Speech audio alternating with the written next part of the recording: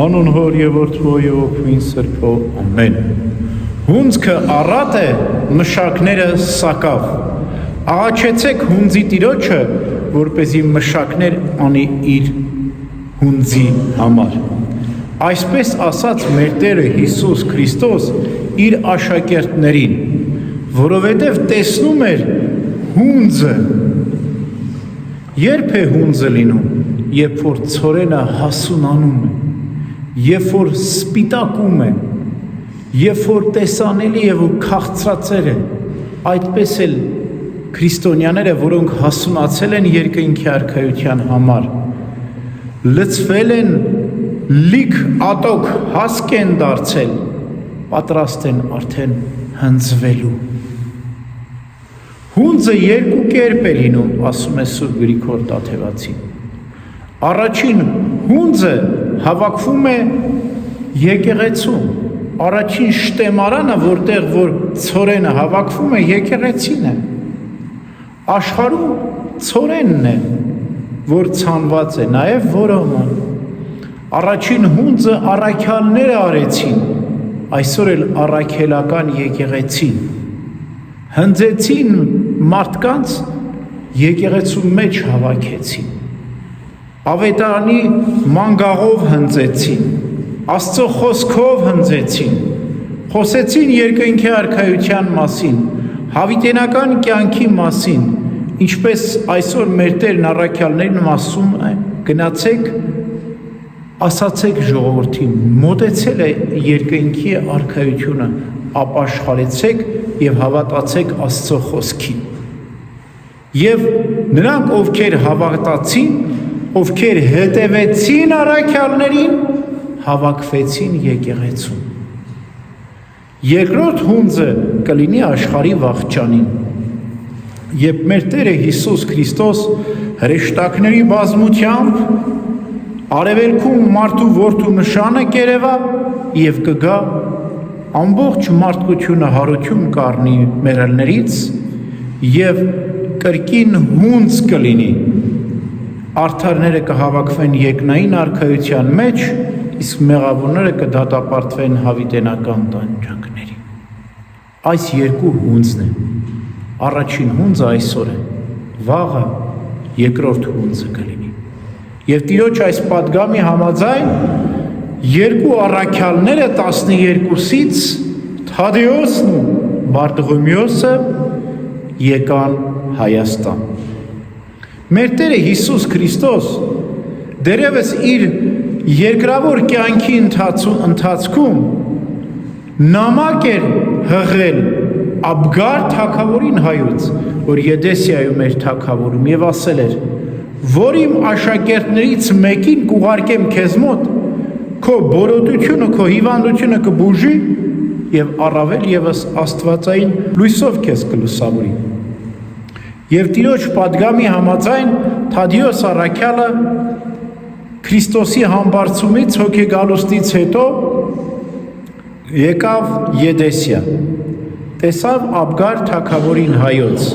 որ Եդեսիայում էր թագավորում, ավետարանը քարոզեց, լուսավորեց մտքով, սրտով, հոգով,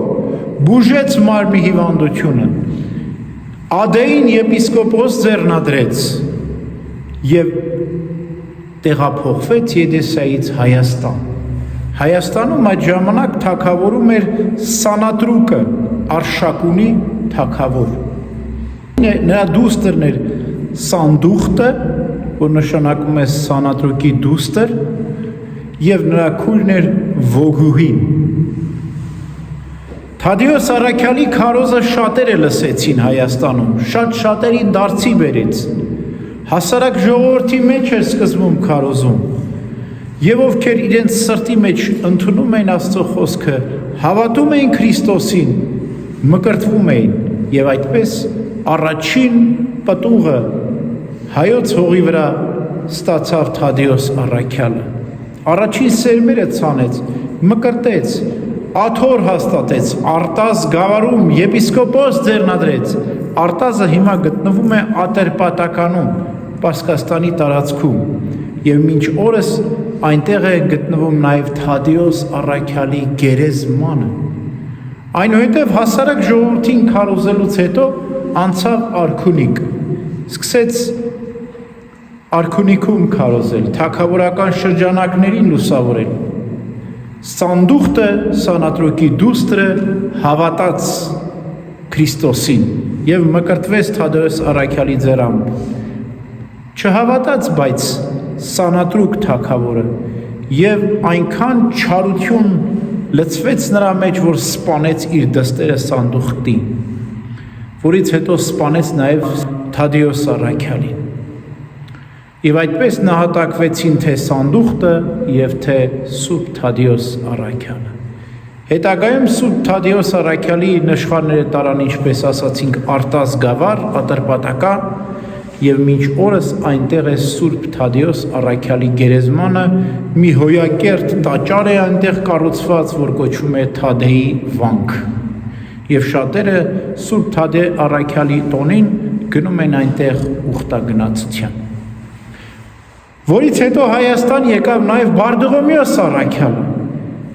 Սկզբում Պարսկաստանի հարթավայրում շատ տեղեր քարոզեց, Պարսկաստանում քարոզեց, տարբեր տեղերում քարոզեց, եկավ, հասավ Հայաստան։ Արդեն Թադեոս Առաքյալից հետո Բարդուղիմեոս Առաքյալը սկսեց նորից ավետարանը քարոզել։ Այս անգամ դարձի բերեց թագավորի քրոջը Վոգուհուն։ Թագավորի դստերը Սանդուղտին դարձի էր բերել Թադեոսը, իսկ քրոջը Վոգուհուն դարձի բերեց Սուրբ Բարդուղիմեոս Առաքյալը։ Կրկին շատերը հավատացին Քրիստոսին, բայց որքան հավատում էին, այնքան Սանատրուկը մնում էր անհավատ, անզեղջ, անդարձ և մի նոր չարիք գործեց Թադեոս Առաքյալից հետո նահատակեց նաև Բարդուղիմեոս Առաքյալին, ինչպես նահատակեց, մորթազերծ արեց Սուրբ Բարդուղիմեոս Առաքյալին և այդպես նահատակեց։ Մինչև Մեծ Եղեռն Սուրբ Բարդուղիմեոս Առաքյալի գերեզմանը գտնվում էր Հաղբակ գավառում։ Մեծ ուխտատեղի էր Սուրբ Թադեոս Առաքյալի, Բարդուղիմեոս Առաքյալի գերեզմանը, ինչպես Թադեոս Առաքյալի գերեզմանը Պարսկաստանում էր, այնպես էր Բարդուղիմեոսը արևմտյան Հայաստանում էր, Հաղբակ գավառում էր, բայց Մեծ Եղեռնից հետո քարի վրա չթողնվեց, ամեն ինչ ոչնչացավ, հիմա հայտնի չէ Սուրբի գերեզմանը ուր է, որտեղ և վանքը եկեղեցին ամբողջ վերացավ, ոչնչացավ։ Այսօր մենք տոնում ենք առաջին լուսավորիչներ Սուրբ Թադեոս և Սուրբ Բարդուղիմեոս Առաքյալների տոնը։ Սրանք հայոց եկեղեցիի հիմնադիրներն են, և հենց Սուրբ Թադեոս և Բարդուղիմեոս Առաքյալների շնորհիվ է, որ հայոց եկեղեցին կոչվում է առաքելական, առաքյալների կողմից հիմնադրված, և մինչև օրս Սուրբ Թադեոս և Բարդուղիմեոս Առաքյալների ձեռնադրած եպիսկոպոսների հաջորդականությամբ հայոց եկեղեցին գործում է, և մենք Քրիստոսից ունենք ձեռնադրությունը, և շարունակվում է Սուրբ եկեղեցին, գործում է այսօր ևս, և թող Սուրբ Թադեոս և Բարդուղիմեոս Առաքյալները բարեխոս լինեն մեզ համար։